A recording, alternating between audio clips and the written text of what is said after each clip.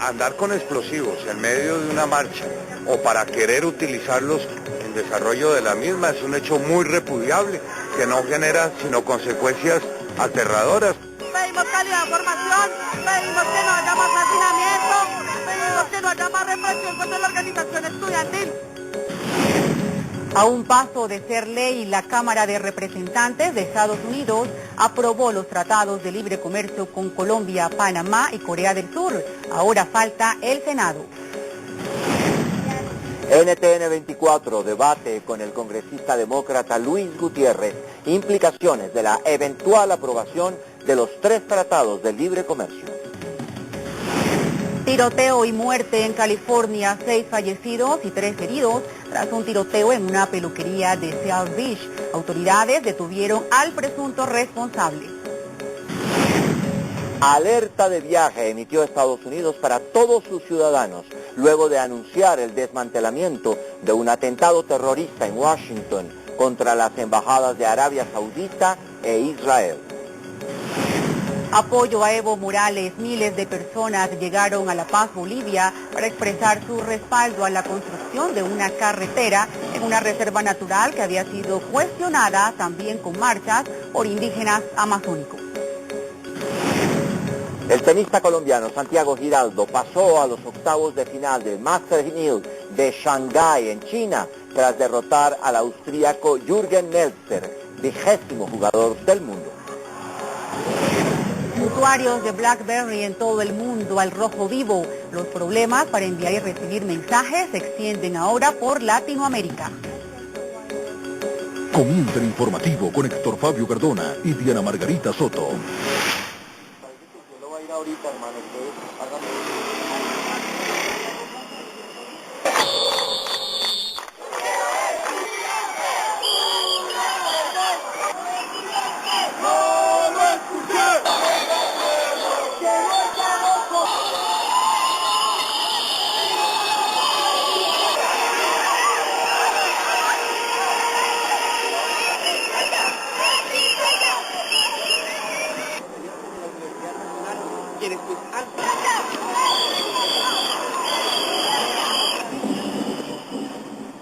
Comenzamos con lo que dejó la jornada de paro nacional de estudiantes en Colombia. Miles de universitarios salieron a las calles de las principales ciudades del país para rechazar las reformas al sistema de educación superior impulsadas por el presidente Juan Manuel Santos.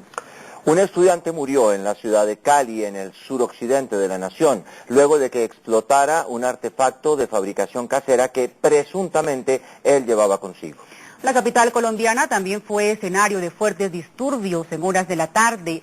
NTN 24 en el lugar de la noticia con nuestro corresponsal Ronald Ramírez. Ronald, muy buenas noches y cuéntenos qué pasa a esta hora en las inmediaciones de la Plaza de Bolívar. Diana, Héctor Fabio, ¿qué tal? Muy buenas tardes. Por ahora la situación ya está controlada en este punto, en la capital colombiana, la Plaza de Bolívar, el sitio donde se desarrollaron estas manifestaciones y que ya terminó en graves disturbios. Quiero describirles a través de este directo con qué objetos fueron atacados los uniformados que custodiaban este punto, donde funciona el Palacio de Justicia en Colombia. Objetos como palos, algunas piedras que hacen parte del mobiliario urbano, incluso algunas rejillas metálicas muy pesadas, sombrillas, botellas, entre otros objetos contundentes que un grupo de enfurecidos estudiantes decidió lanzar contra aproximadamente unos 20 uniformados que estaban en este punto custodiando uno de los principales lugares más seguros del país para evitar que los estudiantes ingresaran hasta este lugar. Las cámaras de NTN 24 registraron los momentos de protesta que se alargaron aproximadamente durante unos 30 minutos en este lugar. La policía, a través de granadas de aturdimiento y algunos gases lacrimógenos, logró controlar afortunadamente esta protesta y que gracias a la lluvia no se extendió por muchas más horas. Las manifestaciones de los estudiantes contra la reforma a la educación superior en Colombia terminaron con fuertes disturbios entre la fuerza pública y los jóvenes inconformes. Personas encapuchadas lanzaron elementos explosivos contra los uniformados que custodiaban las instalaciones del Palacio de Justicia. Aparte de lanzar piedras y todo tipo de objetos contundentes, también tomaron por su cuenta las vallas de protección para atacar a la fuerza pública. Durante todo el día, estudiantes de universidades públicas y privadas en el país suspendieron sus actividades para rechazar los proyectos de educación propuestos por el gobierno nacional que ya fueron presentados ante el Congreso. Principalmente los que estamos aquí congregados hasta ahora somos los estudiantes del SENA. ¿Qué es lo que dirán? ¿Qué tiene que ver la reforma a la ley 30 con el SENA? Pues dice lo siguiente, que la reforma a la ley 30, ahora proyecto de ley 112, en el artículo 42, dice que el SENA ahora va a pertenecer al Ministerio de Educación. Y esto lo que dice es que el presupuesto del SENA va a ser desviado a la universidad. Por lo tanto, el SENA va a tener que autofinanciarse, lo cual es una privatización inminente. Lamentablemente, la jornada terminó opacada por un grupo de estudiantes que decidió manifestarse por las vías de la fuerza y no por el camino del diálogo, como la gran mayoría, que no tuvo otra opción que abandonar la Plaza de Bolívar en medio de los gases lacrimógenos. Según el último reporte que nos entregan las autoridades, 5 policías resultaron lesionados. Algunos, 2 de ellos con heridas de gravedad en su cuerpo, esto tras el lanzamiento de estos objetos contundentes que les mostré hace unos momentos y también las llamadas papas explosivas o papas molotov, que son algunos elementos, artefactos caseros que fabrican los propios estudiantes, en este caso los manifestantes. De igual manera, hay 5 cajeros electrónicos que fueron destruidos por estas personas y algunas estaciones del sistema de transporte Transmilenio, uno de los principales transportes que movilizan a los bogotanos, especialmente por la avenida Caracas, entre otros corredores viales que comunican hacia el centro de la capital colombiana. Ese es el reporte que entregan las autoridades, además de la persona que falleció en la ciudad de Cali y también un estudiante que resultó herido con un arma blanca, al parecer por una riña que tuvo con otras personas, eso en hechos registrados en el centro de la capital colombiana. Ronald, el gobierno ha lamentado, por supuesto, los resultados violentos de la marcha, pero en términos generales, las imágenes que hemos visto son de estudiantes marchando en una protesta común y corriente. El balance final, ¿cuál sería? ¿El de unos estudiantes violentos que se enfrentaron realmente contra las fuerzas de seguridad del Estado o el de unos estudiantes que salieron a marchar y que hubo unos casos aislados de violencia?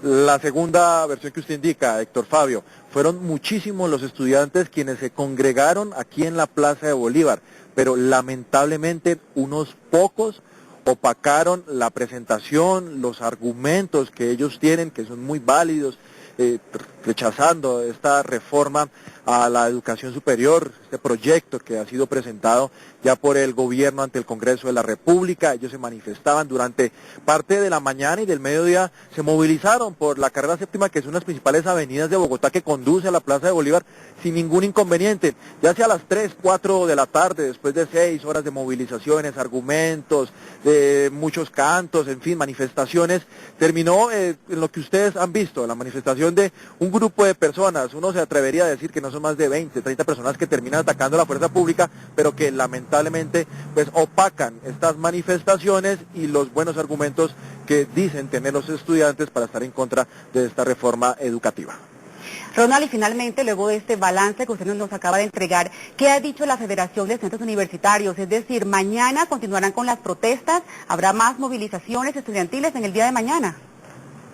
El paro es indefinido. Se podrían registrar nuevas movilizaciones, algunas no están autorizadas para ellos marchar por las calles de la capital colombiana, deben tramitar los permisos, esto por el bloqueo que generan en las vías, la incomodidad, la Plaza de Bolívar, aunque eso es un sitio público, se les debe otorgar un permiso. Ellos podrían manifestarse ilegalmente si desean hacerlo, es decir, si no cuentan con los permisos, pero también podrían hacerlo desde las propias universidades. Recordemos que están las universidades públicas y privadas manifestándose en contra de este proyecto educativo presentado por el gobierno. Es cuestión de esperar, muchas veces no está preparado que hagan manifestaciones, pero terminan registrándose algunos disturbios desde los mismos centros educativos, tal y como ha sucedido en las universidades más grandes en Colombia, que es la Universidad Nacional, la Universidad Pedagógica y la local, que se denomina la Universidad Distrital. Ronald, mil gracias por ese reporte directamente desde la Plaza de Bolívar en Bogotá y contándonos la situación en general en todo el país. Héctor Fabio, buenas noches para usted. Muy buenas noches. Los estudiantes, como hemos visto, rechazan con vehemencia la reforma a la Ley 30 de 1992 sobre la educación superior. Pero por su parte, el presidente Juan Manuel Santos afirma que la propuesta seguirá su curso ante el Congreso sin importar las protestas ni las críticas. ¿Pero en qué consiste esta reforma que provocó hoy masivas marchas en las que participaron al menos estudiantes de 30 universidades colombianas? Se lo explicamos en el siguiente informe. Diferentes versiones y especulaciones han rodeado la reforma que pretende hacer el gobierno del presidente de Colombia, Juan Manuel Santos, a la Ley 30 de 1992 sobre educación superior. Desde el pasado mes de marzo, el Ejecutivo anunció su deseo de actualizar los recursos destinados para esta área, ya que los considera insuficientes para que al menos 3.000 jóvenes que están por fuera de la educación superior puedan acceder a ella. Para este fin, diferentes borradores han sido analizados en los últimos meses en diversos foros con la participación de varios sectores educativos. Pese a las críticas, el mandatario colombiano ordenó continuar con el proyecto planteado por su administración. Según el Ministerio de Educación, la propuesta fue creada porque el número de bachilleres aumentó de 414.424 en 2002 a 625.466 en 2010. Es decir, que el gobierno Santos pretende aumentar la cobertura educativa del 37 al 50% en 2014. El gobierno señala que la reforma radicada brindará recursos públicos adicionales entre 2012 y 2022 por 5.973 millones de dólares. Tan solo para los próximos años se busca crear 600.000 nuevos cupos de educación técnica, tecnológica y universitaria y 45.000 en posgrado para el 2014. Los estudiantes, por su parte, opinan que esta reforma busca privatizar la educación superior en Colombia. Ante esto, el Ejecutivo retiró un artículo en el que se preveía la creación de universidades con ánimo de lucro, detonante para el rechazo de la reforma por parte de los manifestantes. NTN 24, con los protagonistas de la noticia. Hacemos contacto con el viceministro de Educación de Colombia, Javier Botero. Señor viceministro, gracias por estar con NTN 24, la teleaudiencia hispana de los Estados Unidos, América Latina y todo el Caribe lo acompaña. Buenas noches. Muy buenas noches, Héctor, y a todos los televidentes en América. Viceministro, en el corazón de la discusión había un punto inicial que era la supuesta privatización de las universidades, pero el gobierno retiró ese punto de la reforma. Pero ahora hay una tremenda discusión sobre el punto de la inversión. El gobierno asegura que de acuerdo con el proyecto va a haber un crecimiento de la inversión en educación de al menos 9,5%, según dice el Ministerio de Educación que usted representa. Los estudiantes dicen que es mentira, que hoy se están invirtiendo en cada estudiante solo 3,5 millones de pesos y que con la reforma la reducción va a llegar inclusive a la cifra de 500.000 pesos por estudiante. ¿Cuál es la verdad de la inversión en educación con este proyecto? Mire, el proyecto plantea realmente un incremento muy significativo de los recursos de la nación para las instituciones de educación superior. Pasamos, como bien decían ustedes hace unos minutos, a un incremento de casi 6.000 millones de dólares en los próximos 10 años. Obviamente eso va acompañado, debe ir acompañado pues de un incremento tanto en la cobertura como en la calidad. Colombia pues tiene hoy en día un número mucho mayor de bachilleres y seguirá creciendo hasta llegar casi al 1.000.000 en el 2022. Por lo tanto, esto genera una demanda, una presión muy fuerte en la educación superior, a la cual pues el gobierno realmente está respondiendo desde ahora con un marco legal, primero mucho más amplio, mucho más flexible, que organiza un sistema de educación superior con todos sus actores y que adicionalmente pues pone unos recursos muy significativos. El valor que calculan los estudiantes realmente lo hacen con base en unas cifras que no corresponden, ¿cierto? Lo que ellos hacen es tomar el total de los aportes adicionales y dividir por el número total de estudiantes. Lo que nosotros planteamos, obviamente, es que los aportes que vienen hasta este momento se mantienen. Hay unos incrementos adicionales, que son la cifra que ya mencionamos, y el incremento en la cobertura pues va distribuido a través de diferentes estrategias. Unos van a universidades públicas, otros van a universidades privadas. Colombia tiene hoy en día el 55% de los estudiantes en públicas, el 45% en privadas, otros van a institutos técnicos, tecnológicos, y pues el resto irá a universidades realmente del Estado. Viceministro, el punto álgido de las protestas es que los estudiantes reclaman o protestan porque argumentan que la reforma de la educación superior privatizaría la educación. Y ayer justamente la ministra de Educación argumentaba o alegaba de que los estudiantes estaban mal informados, inclusive los invitó a leer detenidamente el proyecto de ley. ¿Cuál es realmente el punto controversial de esta reforma a la educación superior? ¿Podría explicarle a toda nuestra teleaudiencia en América? Claro, yo diría que un punto obviamente es que pues tanto estudiantes como rectores pues exigen, piden más recursos. Realmente el gobierno nacional ha estado buscando fuentes de recursos. Lo que hemos mencionado aquí, las cifras provienen del presupuesto general de la nación directo. Adicionalmente se plantea en el mismo proyecto de ley que hay otras fuentes relacionadas con el Sistema Nacional de Regalías. Las regalías, pues como ustedes probablemente saben, son unos recursos que pagan las empresas que explotan los recursos naturales. La cifra de regalías es más o menos unos 10 billones de pesos al año, o sea, unos 5.000 millones de dólares anuales. El 10% de esas regalías van para el Fondo de Ciencia, Tecnología e Innovación, en donde obviamente las instituciones de educación superior juegan un papel muy importante. Adicionalmente, del Sistema Nacional de Regalías puede salir a partir del año entrante también recursos para infraestructura, tanto física como tecnológica. Por lo tanto, las fuentes de recursos se amplían y por lo tanto pues estamos plenamente convencidos de que con esta propuesta lograremos llegar a los niveles tanto de cobertura como de calidad que estamos planteando. Lamentablemente ha habido una estrategia de desinformación, tanto así que en algunos de los portales de estos movimientos estudiantiles pues tienen todavía las versiones anteriores de la reforma. El mensaje que se ha enviado desde el Ministerio es realmente lean, analicen el proyecto que está radicado en el Congreso de la República, que no tiene en absoluto el elemento de la inversión privada con ánimo de lucro en la educación superior. Viceministro Botero, justamente sobre eso quisiera preguntarle.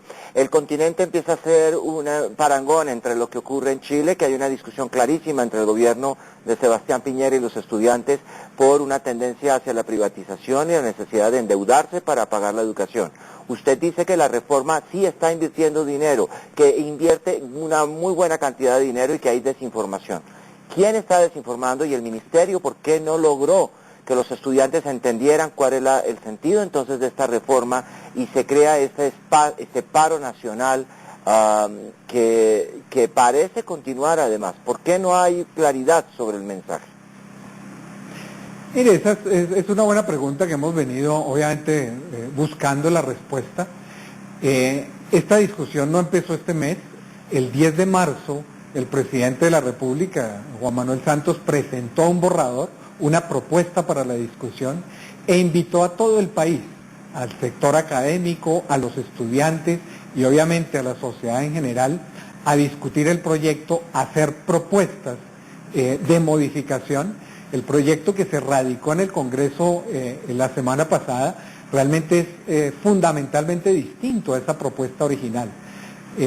Nosotros desde el primer día invitamos a los estudiantes, organizados y no organizados, realizamos muchos foros con ellos y lamentablemente no hubo propuestas por parte de los estudiantes.